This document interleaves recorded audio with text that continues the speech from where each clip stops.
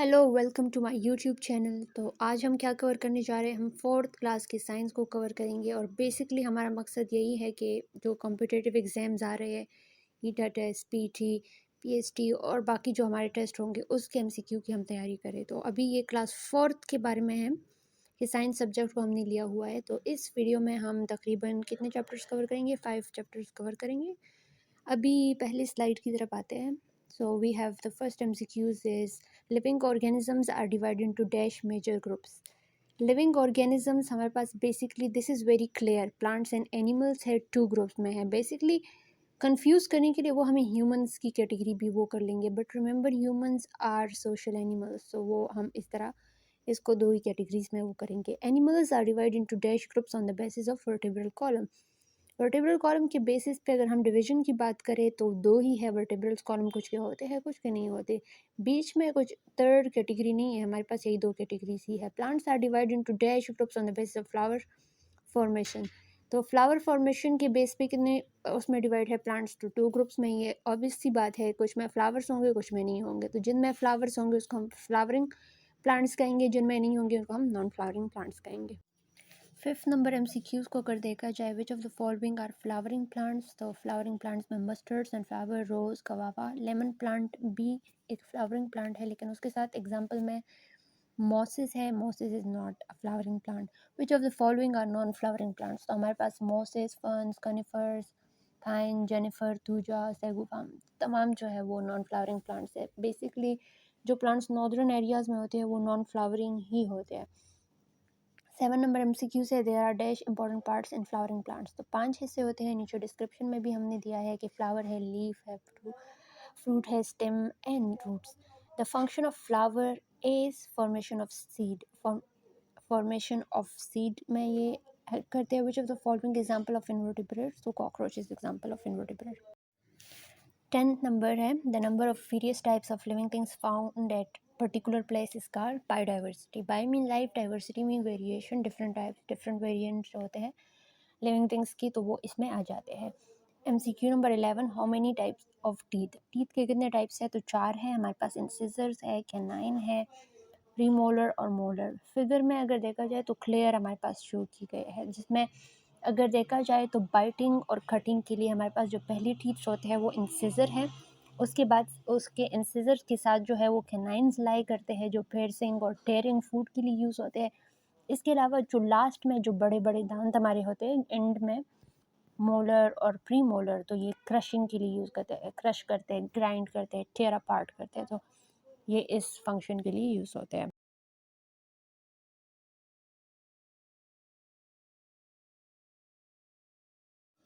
MCQ नंबर 15 है, a tiger has large dash whereas a rat has large dash. Tiger use it for piercing the prey while rat use for biting food and killing prey. अब इस MCQ से clear है कि tiger जो है वो ऑब्वियसली कार्निवोर्स है, गोश्त खाता है, तो बड़े बड़े जानवरों पर वो अटैक करता है। तो उसके लिए उसके दांत मजबूत होने चाहिए और वो उसके कैनाइन को मजबूत होना चाहिए, क्योंकि वो piercing के लिए यूज़ होता है। जबकि रैट्स है तो रैट्स बाइट करते हैं फूड को, तो उसके जो मेजर बाइटिंग वाले टीथ्स हो गए इंसिजर, उनको स्ट्रॉन्ग होना चाहिए। सो इसलिए हम कहेंगे कि tiger has large canines while rat have large incisor. MCQ number 16 है, in bones blood is formed in bone marrow. Bone marrow में खून बनता है, वहीं से बोन्स के लिए खून वहीं पर बनता है। MCQ number 17, total bones in human body 206 bones है।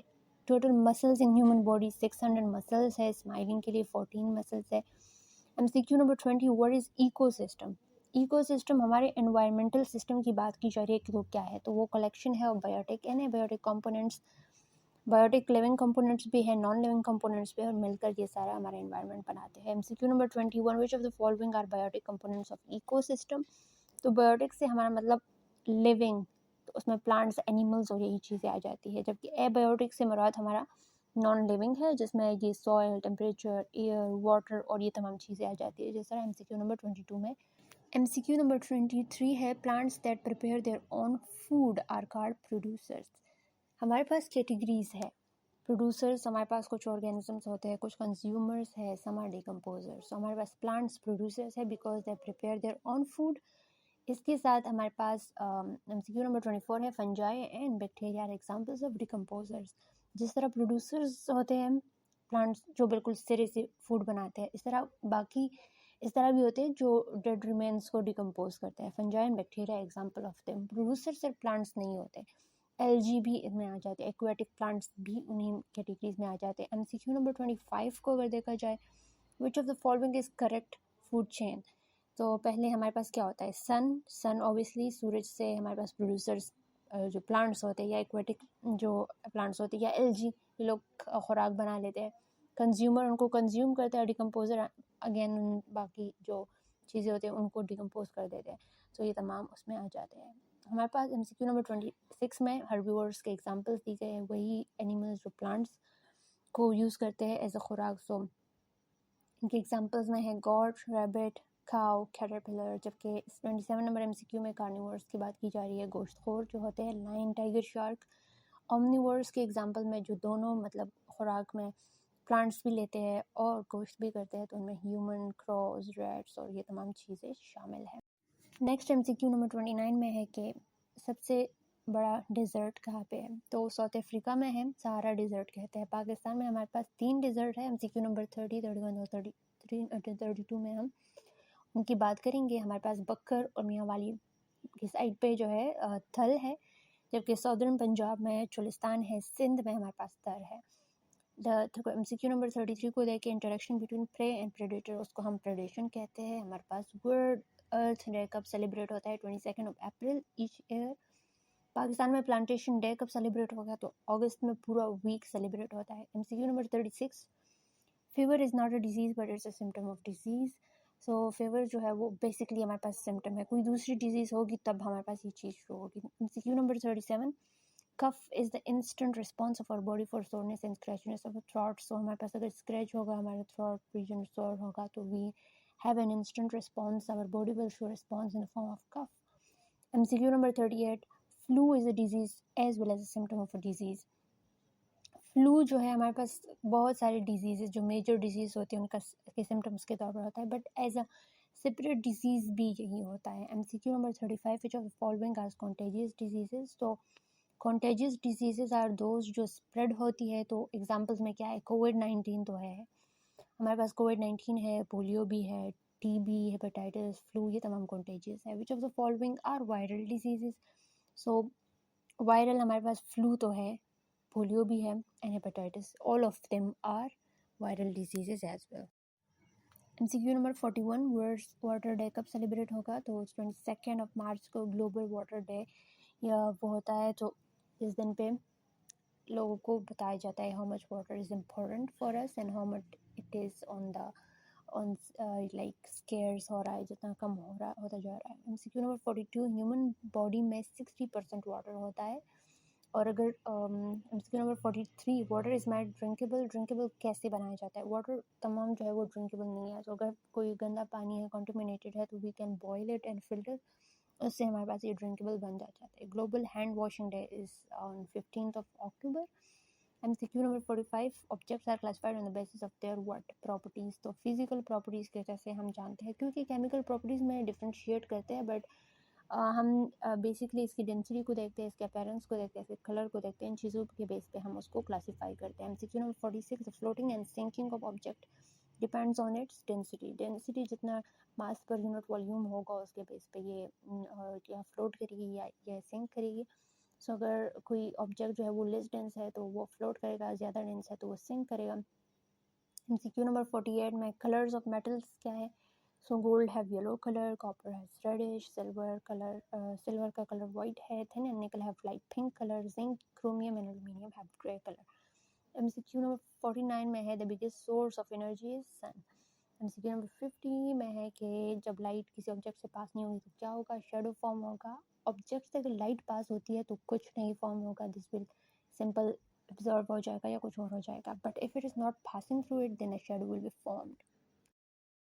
MCQ नंबर 51 में है हाइड्रो इलेक्ट्रिसिटी क्या है। तो वो इलेक्ट्रिसिटी जो वाटर के फ्लो से बनती है तो उसको हम हाइड्रो इलेक्ट्रिसिटी कहते हैं। बेसिकली डैम्स में ये होता है, पाकिस्तान में हाइड्रो इलेक्ट्रिसिटी ही यूज़ होती है। MCQ number 52 is showing about thermal power station. तो उसमें इस तरह होता है, थर्मल पावर स्टेशन में फॉसिल्स ली जाता है, फॉसिल फ्यूल्स ली जाते हैं, उनको जो है हीट किया जाता है और उनसे जो वेपर्स बनते हैं वो टर्बाइंस को रन करके मतलब उसको रन करते हैं जनरेट, और इस तरह इलेक्ट्रिसिटी जनरेट होती है। तो यहाँ पे जो एनर्जी होती है this is basically form by mechanical energy होती है।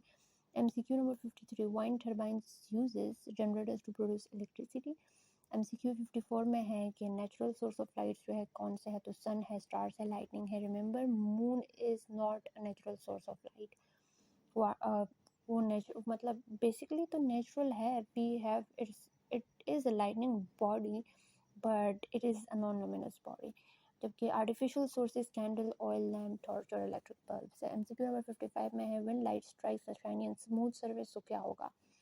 लाइट अगर किसी स्मूथ सरफेस पे या मिरर पे पड़ेगी तो वो रिफ्लेक्ट होगी, ठीक है। MCQ 56, sound need a medium to travel, it can not travel in space. Sound जो है वो किसी मीडियम में ही ट्रेवल करेगा, सॉलिड्स में, लिक्विड में और गैसेस में ट्रेवल करेगा, स्पेस में ये ट्रेवल नहीं कर सकता। MCQ number 57, the reflection of sound को हम इको कहेंगे, ठीक है। इको कब फॉर्म होगा? जब कोई सरफेस जिससे साउंड टकरा के वापस आएगी ना, रिफ्लेक्ट होगी, तो वो अगर 17 मीटर्स अवे हो। MCQ 58, थर्मोमीटर हैज़ मर्करी और अल्कोहल, जब ये इसमें एज ए लिक्विड ऊपर इसके हिस्से में होता है मर्करी और अल्कोहल, और मतलब कूल सरफेस से ये स्ट्राइक करेगा तो कॉन्ट्रैक्ट होगा, हॉट सरफेस से तो एक्सपेंड होगा। Number 59, shadow is formed in direction of light, it is longest at evening and morning time. And 68, noon we observe the shortest shadow. Shadow formation तो हमने बात कर ली कि किस तरह लाइट ब्लॉक हो जाए तो उसके बेस पर बनते हैं। तो अगर मॉर्निंग टाइम पे अगर हम किसी लाइट सोर्स के सामने आ जाते हैं, सनलाइट के डायरेक्शन में आ जाते हैं, या इवनिंग टाइम पे, तो हमारा शेडो सबसे लॉन्गेस्ट होगा। लेकिन अगर नून के टाइम पे है तो सबसे कम होगा। MCQ 61, when a switch is on, the path of electron complete and bulb is lighted। अब हमारे पास अगर सर्किट ऑन है तो वो कंप्लीट होगा और हमारे पास बल्ब जो है वो लाइट अप हो जाएगा इससे। सो इन तमाम 60 MCQs में हमने तकरीबन 5 चैप्टर्स कवर कर ली क्लास 4 के, और अब सोर्स क्या था, वही टेक्स्ट बुक से मैंने सारे MCQs कलेक्ट किए आप लोगों के लिए। इंशाल्लाह नेक्स्ट वीडियो में हम बाकी के 5 चैप्टर भी कवर कर लेंगे, और इस तरह जानेंगे। इस चैनल को आप लाइक कीजिए, सब्सक्राइब करना ना भूलिएगा। तब तक के लिए बाय।